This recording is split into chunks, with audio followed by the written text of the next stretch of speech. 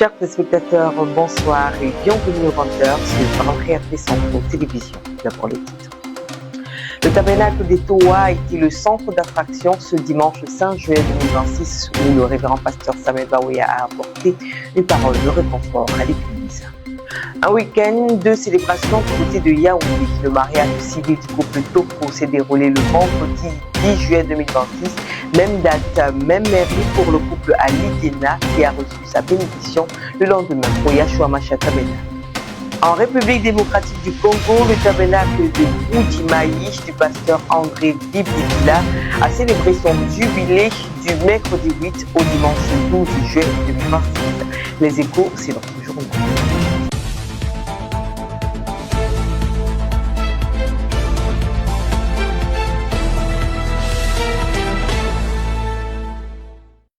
Two message, one call, watch, wait and work together for the Spirit of God moves where there is unity. Ange Milien is our reporter. Parlerons juste pendant quelques instants, si Dieu le veut, d'un sujet là que nous espérons sera béni par le Seigneur. Escape Hither, come quickly. That was the message brought this Wednesday at Love Divine Sanctuary, Shalom Tabernacle Edea, and Yeshua HaMashiach Tabernacle. John from Luke 17 verse 26 to 30 and Genesis 19 verse 22. The prophet drew a parallel between the days of Noah, the days of Lot, and our present time, marked by broken marriages, restless building, and relentless material progress. Today is the day to open your eyes. Tomorrow isn't promised. Whatever stands between you and God, settle it now. The signs are here. The only hope left for the world is the coming of the Lord Jesus Christ. Do not chase worldly things. Listen instead to God's quiet stirring, His Spirit moving even now. Hurry, escape hither, come quickly. The agency carries straight into Sunday in a service filled with an exceptional joyful atmosphere of praise and worship to the Lord. Pastor Bahoya Samuel read in 1 Thessalonians 4 verse 18 to 18, reminding the church that Christians should remain faithful to their pastor even through mistake. Faith, he said, is revelation. And if you claim to have faith, you should be able to say what God has revealed to you. The Holy Spirit, our guide, holds the intelligence of all things, and we are called to be led by Him. But when the church is not united, the Holy Spirit cannot descend on our souls. Ange Milien reporting for PCI TV. The Tabernacle of Etowa was the center of attention this Sunday for the blessing of God's people. A report by Celestin Chehui. Christians in mother churches, just as some of their counterparts in some daughter and sister churches worldwide, were fed by the Holy Spirit through their pastor, Bawuya Samuel, who presided the service from the Etowa Tabernacle, Yaoundé. Absent during the burial of the pastor of this assembly, late Reverend Kamwe Victor, because of his missionary trip out of the country, Pastor Bawuya Samuel thought it wise to come and comfort the deceased widow, children, and Christians with the word of God. All mother churches were therefore connected to Etowa through video conference to listen to their pastor. He read from the Bible, 1 Thessalonians 4, 13 to 18 on this occasion. He assured his visible and invisible audience that the dead in Christ shall rise again, and therefore no need to be hopeless. He talked about faith being revelation and revelation being faith. He called on Christians to separate themselves with things belonging to the devil and attach themselves to God, and He will manifest in their lives.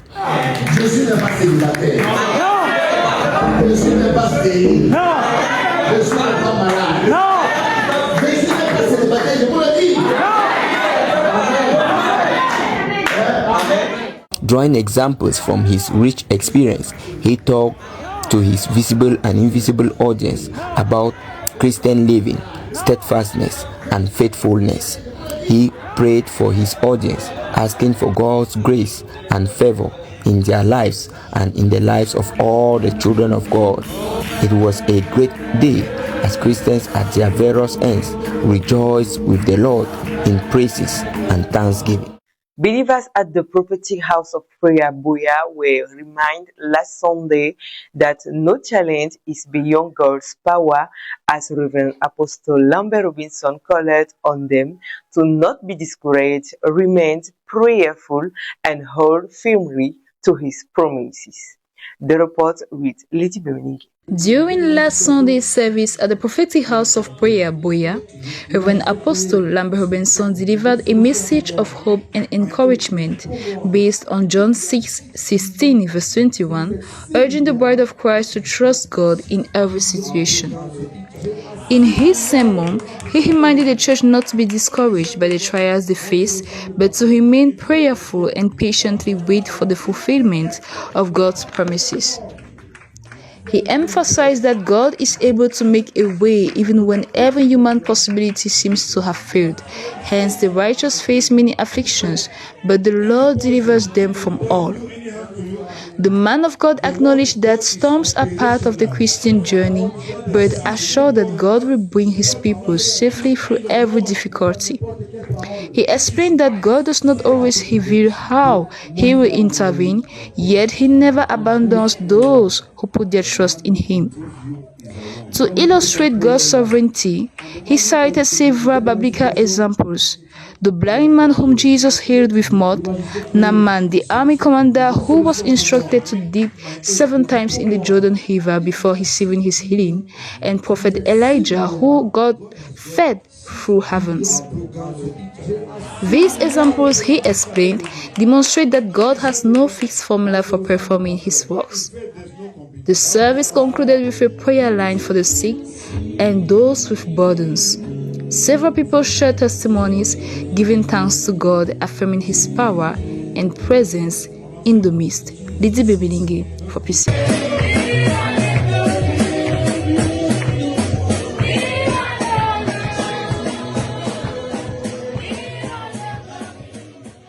Cette semaine, les cultes au Yahshua Mashiach Tabernacle, Love Divine Sanctuary et au Shalom Tabernacle de Deya ont mis l'accent sur la foi, l'obéissance et l'urgence du salut.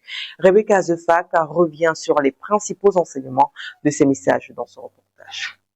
Le bal spirituel s'ouvre donc avec le prophète William Marion Branham dans sa prédication intitulée « À toi de te réfugier ici ».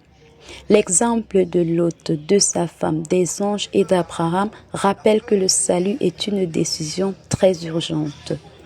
Des paragraphes 13 à 30, l'ordre divin est clair, quitter Sodome sans tarder. À partir du paragraphe 31 à 56, l'intercession d'Abraham révèle que la miséricorde de Dieu précède toujours son jugement. Des paragraphes 57 à 84, le regard en arrière de la femme de Lot devient un avertissement contre l'attachement au monde. Et enfin, du paragraphe 85 jusqu'à la fin, le message est appliqué à notre génération. Et comme au jour de Lot, chacun est appelé à sortir de la confusion spirituelle pour se préparer au retour du Seigneur Jésus-Christ.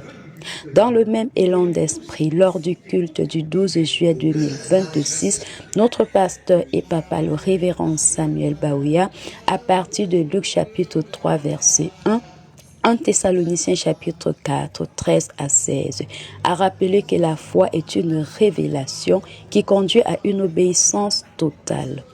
Les exemples de Josué et Caleb montrent que seuls ceux qui restent fidèles aux promesses de Dieu hériteront la bénédiction.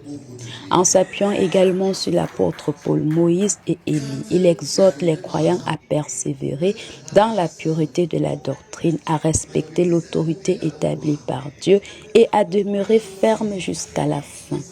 Ce dimanche 12 juillet 2026 au Love Divine Sanctuary, le révérend pasteur Samuel Baouya conduira un culte extraordinaire en direct du tabernacle d'Etowa à Yaoundé. Entre réconfort, exhortation et fermeté, il va recentrer l'église sur l'essentiel, la marche par la révélation. Fridunka.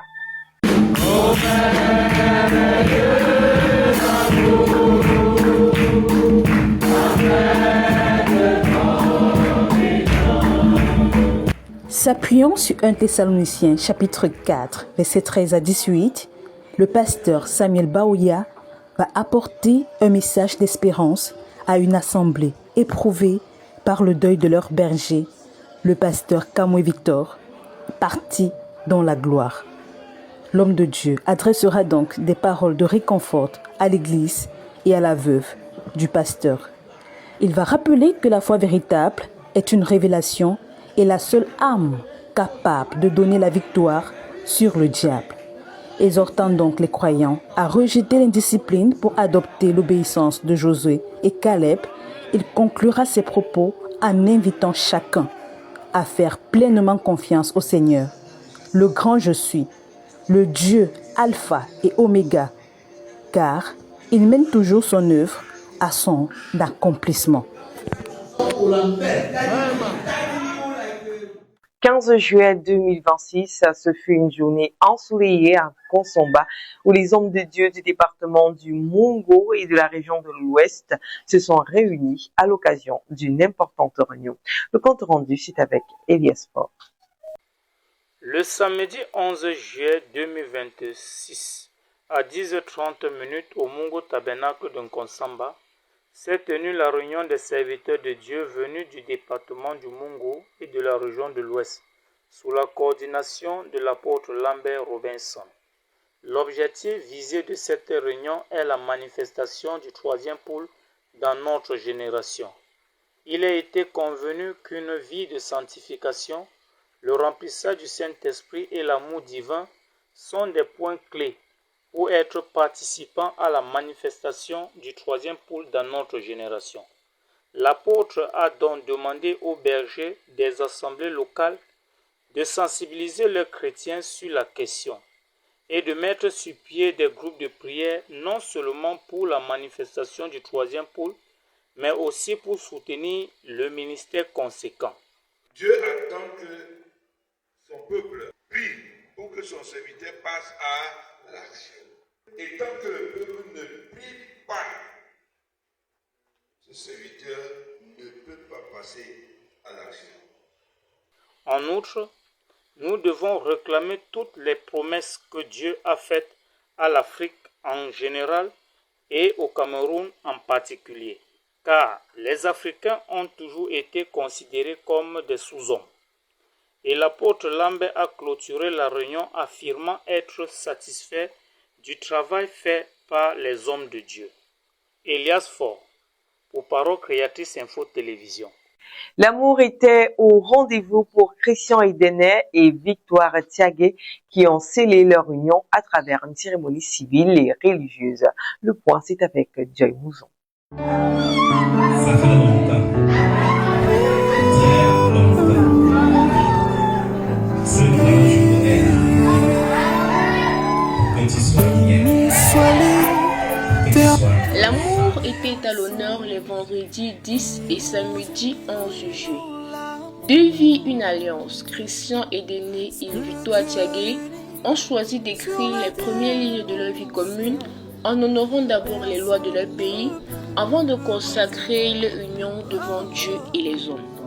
Le vendredi 10 juillet 2026, les jeunes mariés se sont dit oui devant la justice camerounaise lors de leur mariage civil célébré à la mairie des Foulaines.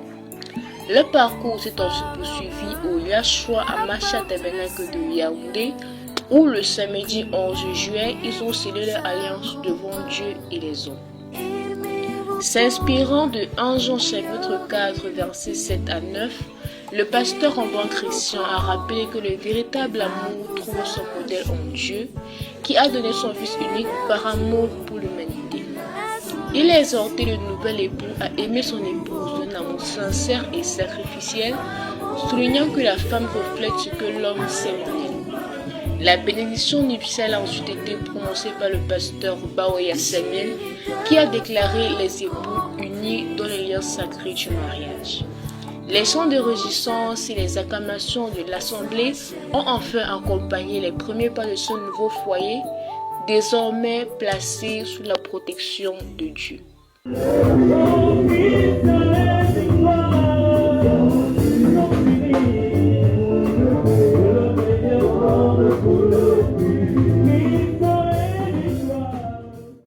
Le mariage civil du couple Toko, c'était le vendredi 10 juillet 2026 du côté de Yaoundé. Victoire Ndikam revient sur cet événement.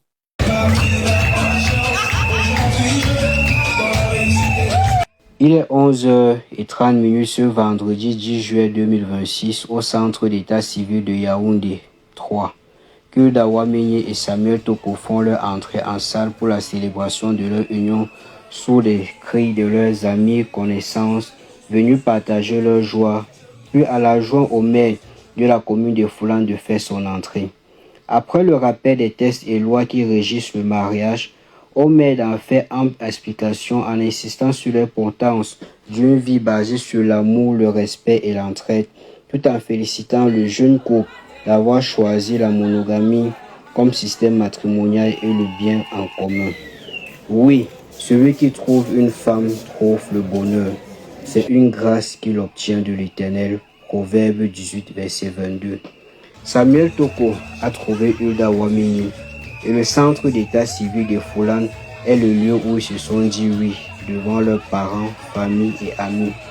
Sous des cris, des joies, des acclamations, des danses, ils nous donnent rendez-vous le 18 juillet 2026 au Love Divine Sanctuary où aura lieu la bénédiction nuptiale. Ici, Victoire Djikam pour PCI TV.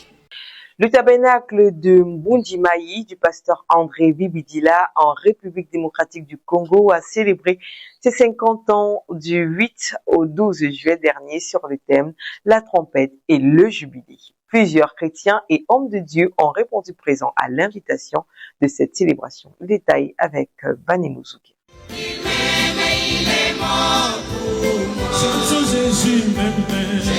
À l'occasion de son 50e anniversaire, le tabernacle de Mbujimayi dans la province du Kasaï oriental en République démocratique du Congo a vécu du mercredi 8 juillet au dimanche 12 juillet au moment de grande intensité spirituelle lors du deuxième culte de la première journée de la Convention internationale.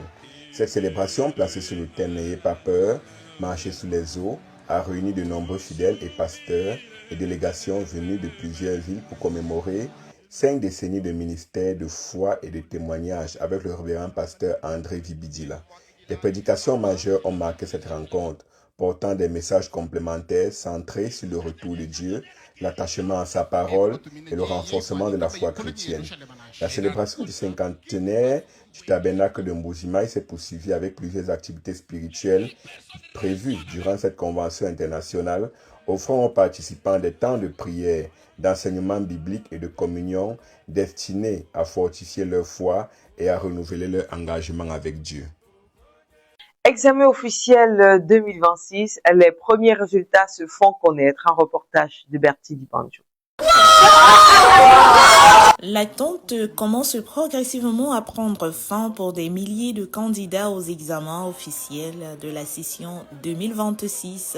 Après plusieurs semaines de correction et de délibération, les premières vagues de résultats sont désormais publiées, marquant une étape décisive du calendrier scolaire.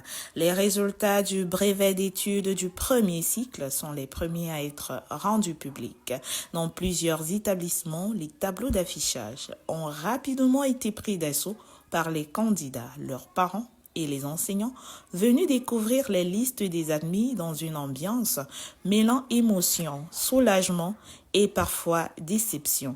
Du côté du baccalauréat, l'OBC a entamé la publication des résultats le mardi 14 juillet. Les premières listes concernent notamment certaines séries industrielles, tandis que les autres séries sont annoncées de manière échelonnée. En revanche, les candidats au probatoire et au General Certificate of Education demeurent dans l'attente des prochaines proclamations.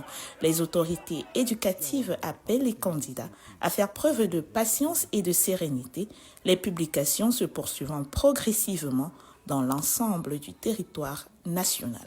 Prenons à présent notre page santé. Les convulsions sont des situations impressionnantes qui peuvent susciter la panique. Pourtant, quelques gestes simples et appropriés permettent de protéger la personne en attendant une prise en charge médicale. Voici les bons réflexes à adopter. Pour en parler, écoutons Josiane Thibou. Les convulsions sont des mouvements involontaires et incontrôlés du cœur, souvent accompagnés d'une perte de connaissance. Elles peuvent être provoquées par une forte fièvre, l'épilepsie, un traumatisme crânien ou d'autres maladies. Face à une personne qui convulse, il est essentiel de garder son calme. Tout d'abord, allonger la personne sur le sol, de préférence sur le côté, afin de faciliter sa respiration et éviter qu'elle ne s'étouffe. Éloigner tous les objets dangereux que pourraient la blesser et desserrer les vêtements tout autour du cou. Ne cherchez surtout pas à bloquer ses mouvements. Ne mettez rien dans sa bouche. Contrairement à une idée reçue, une personne en crise ne peut pas avaler sa langue. Et introduire un objet dans sa bouche peut provoquer des blessures. Observez la durée de la crise.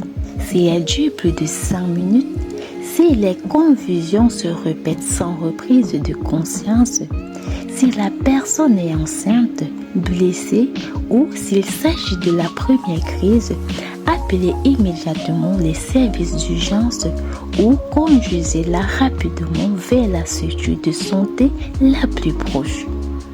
Après la crise, rassurez la personne et laissez-la se reposer jusqu'au retour complet de la conscience.